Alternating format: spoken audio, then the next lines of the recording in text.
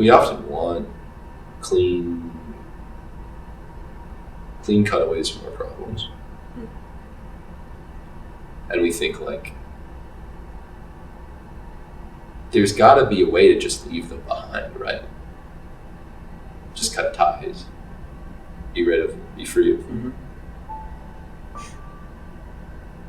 But I don't know if there is.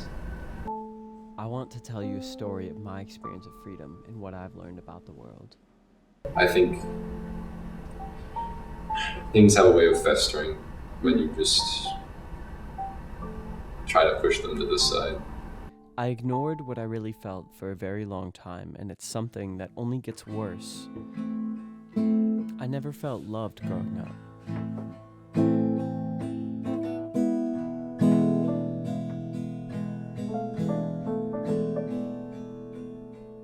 I understand that my experience of freedom has been very limited, but I hope that what I have experienced and learned can be applicable to other people, regardless of circumstances.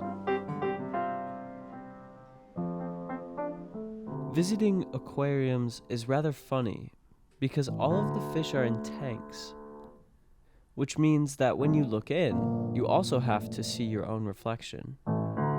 And that's precisely what I saw. I saw myself, restrained, confined by my circumstances, feeling that I couldn't be the person that I wanted to be. Forced to be someone I wasn't in my family environment, I felt like a fish. There is an absurdity in the life of a fish, trapped in a fish tank, isolated from the world. And the life that they're forced to live, such beautiful creatures contained for our pleasure.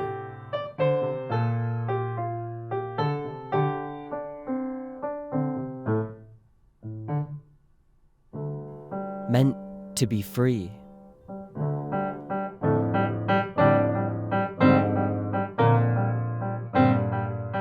I stood there, looking at these beautiful fish, and I felt a deep sympathy for them because I, too, knew what it feels like to be trapped.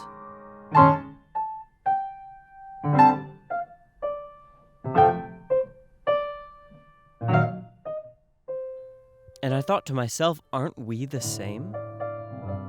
Aren't we condemned to the same sort of existence going around and around?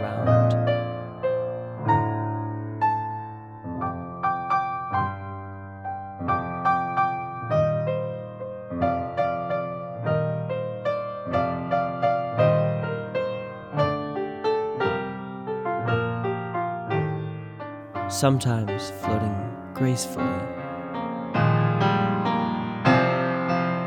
but still entrapped.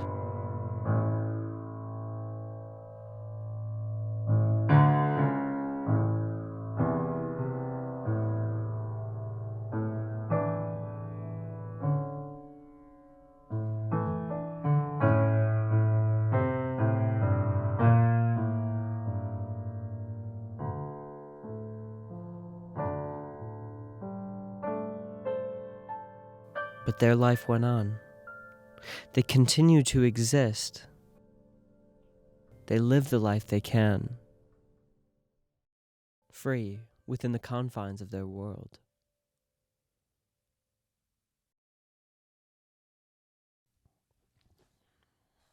I remember as a child a recurring dream that I had of being chased up the stairs in the dark by some intruder. And it wasn't just this dream that I was afraid of, but the sickness that this man represented. You see, I didn't realize until recently that this dream, this nightmare that I had for years in my childhood, was because of a joke that my parents played on me, or rather, one of them, when I was younger. When my dad went away for a trip for work, my mom and my brother were in a room together with me. And I was too young to understand that they were planning a joke on me, and I was too young to understand what a joke even was. But here I was in my room, and my mom had told us, she said, "Andrew, get the phone. Sam will get the bat. And if somebody comes while I'm gone, call 911." And she was just going to get the laundry. And so I was probably shaking at this point, wondering why she was so afraid, or telling me that I should be. And my brother was probably giggling. And so he stood there with the bat in his hand, and after she left the room, he locked the door and held the bat. And I sat across the room with the phone in my hand, afraid. And she went downstairs. She was moving the laundry around, making a lot of noise, and as a little child, not even knowing what laundry is, I was a bit afraid. And she was banging things and making noises, and I was shaking at this point. And so she went back to the stairs, and she ran up the stairs really loud. At this point, I was so afraid I couldn't even dial the phone. I stood there with it in my hands, frozen, as my mom was running up the stairs making tons of noise. She ran up to the door and started banging on it, and I was freaking out.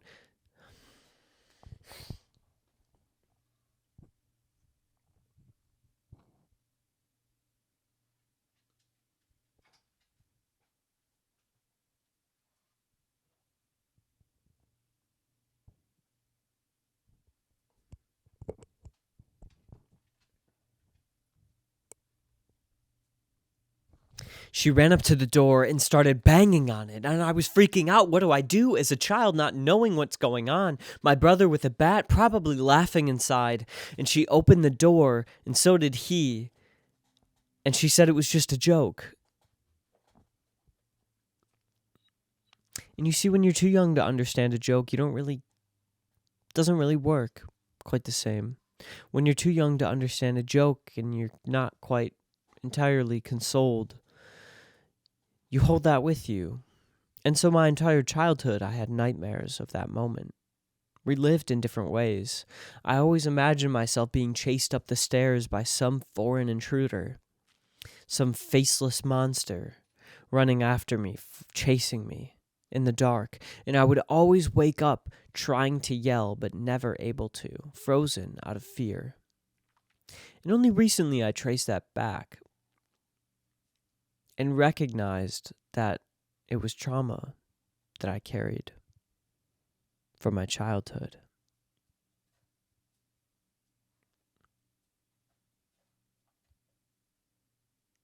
It seems like when we go to a different place and we're no longer physically around any of the things that make us who we are or teach us how we should act in any given circumstance, we still carry that with us.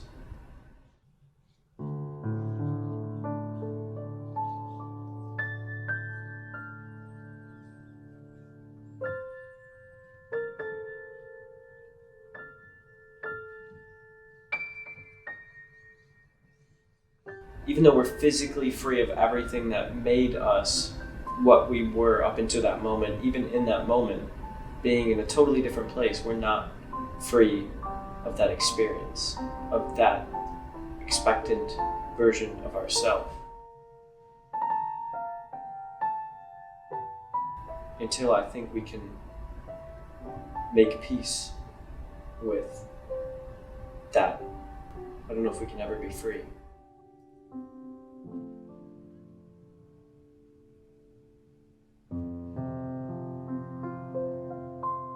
Perhaps it does take climbing a mountain to realize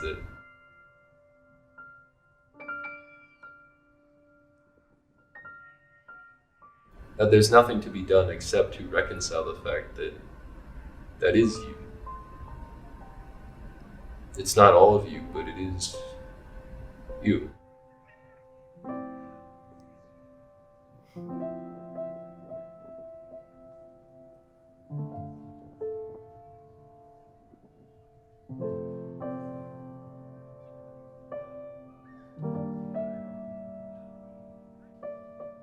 You can't really reject it. You can only really live with it, to adapt with it. But it doesn't have to define the future you. We carry this weight of thinking that we have to be the way we were growing up.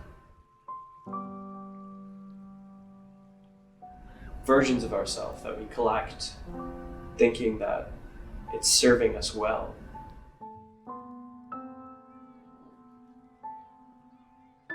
But in reality, it just keeps us from being present.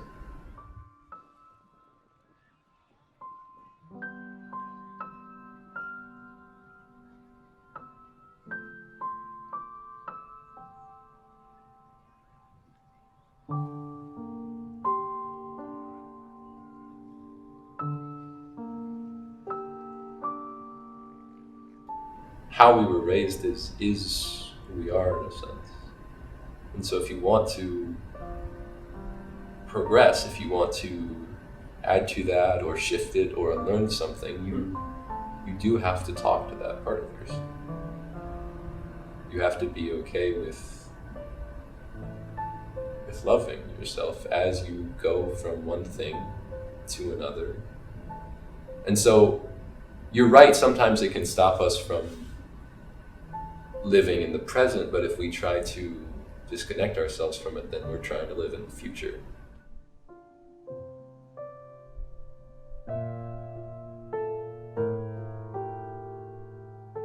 I think you really do have to accept where you are as you're growing, accept how who you are is going to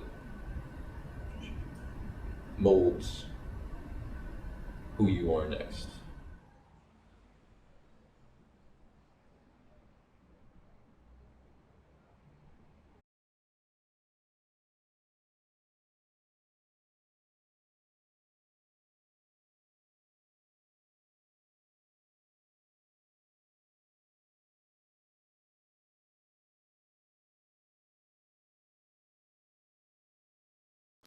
I recently had the opportunity to travel abroad and visit a concentration camp. Reading about the accounts of prisoners from the Holocaust, I was sickened by what these people had to go through on a daily basis. The cruelty of some guards who would torture prisoners for pleasure, and the prisoners given sometimes 10 ounces of bread and very little soup. For most people, this stripped their will to live. From dawn until dusk, forced to work in subhuman conditions. Reduced to a state where most of the time was spent thinking about or planning escape, or surviving the day, or distracting oneself from the brutalities of their immediate surroundings with their imagination. I stood in a room where prisoners were put in solitary confinement and would, due to the cold and the torture, hit their heads on the wall until they died to escape the pain.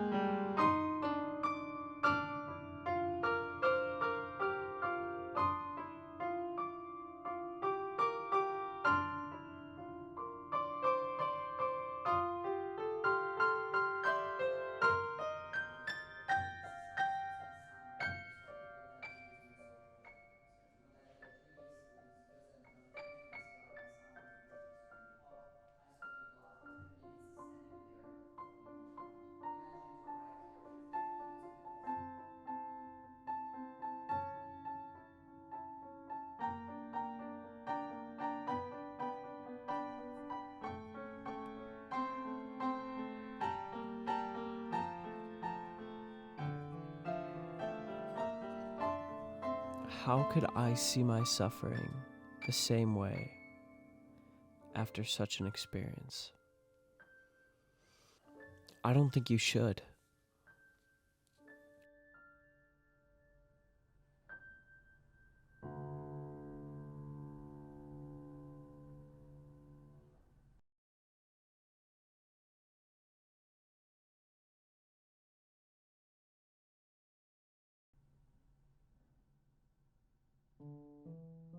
What do you do with this? I recently had a conversation with a pastor, Jonathan, who I asked this question to. How do we live our lives knowing that there will always and forever will be people suffering more than we are? How can we change this? How can we help? And how can we still live happily? And here's what he said. But imagine a big tsunami comes in and washes up tens of millions of starfish onto the sea, from the sea to the sand, and they're all going to die.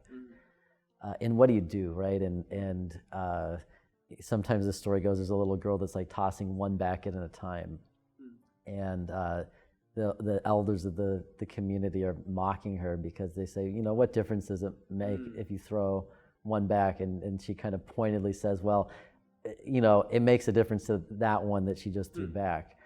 How do any of us live, not just about suffering, but thinking about the suffering of small children? But anyways, the mission of being, to live one's life trying to alleviate as much of that as possible, that's sort of my answer to that. Because at the end of the day, I probably can't fix some of these things. I mean, I know I can't, right? And I certainly can't fix all of them as an individual. And that work is kind of never done, although we see victories at points. And we can kind of entrust ourselves into the current of peace, justice, and mercy that flows along. When it comes to our current media environment around suffering, we are passively viewing a lot of suffering that we can't do anything about. What it's doing in general is pacifying us in many ways of our life, and have very little agency because of that. And so I think a huge task is to regain agency. There is tremendous change and difference each person can make if we realize, for one thing, we can't fix everything, of course, but we also have to stop being entertained. So one of the things I constantly am asking myself, am I doing something to be entertained, or am I doing something because I think I can change something? So I think it's dangerous to be like a consumer of human suffering. If we are feeling troubled by what's going on, I mean, we need to be doing things like, getting other people engaged, finding ways to amplify our voices, disrupting things. And those things are all within reach. And so then to be free, to choose our own life, freedom and suffering are inherently tied together. We have to get free from our fishbowls, whether they are literal or figurative, otherwise we remain imprisoned by our own suffering.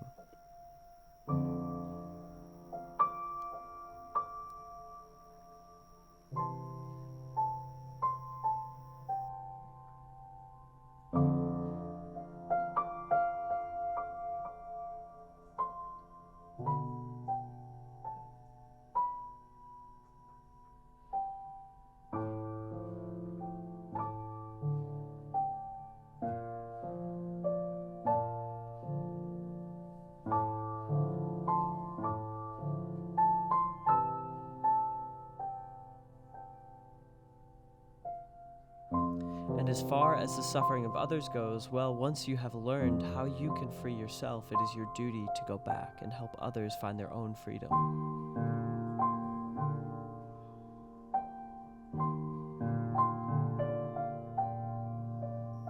For if you remain bent on pushing your own boulder, you will never stop to see the bigger boulders and to help others with theirs.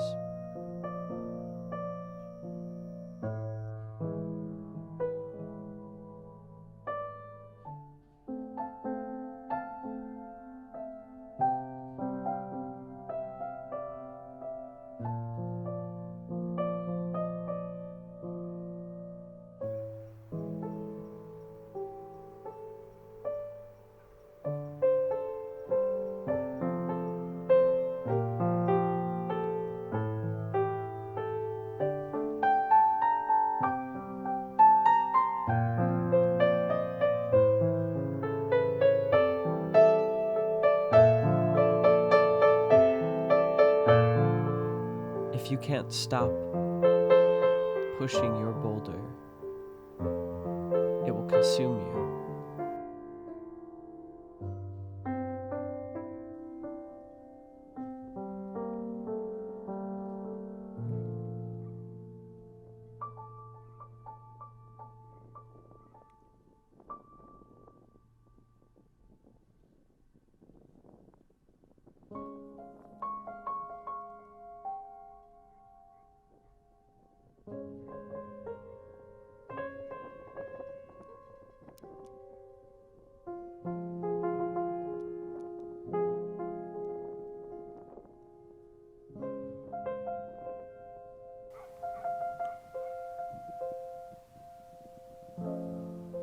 It doesn't matter how big or small your suffering is, because it will fill your soul completely.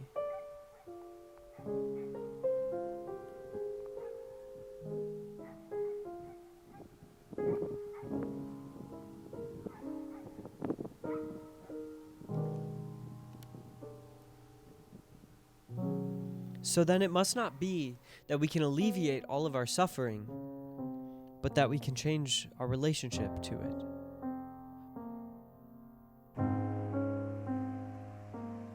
That we are not defined by it, trapped by it.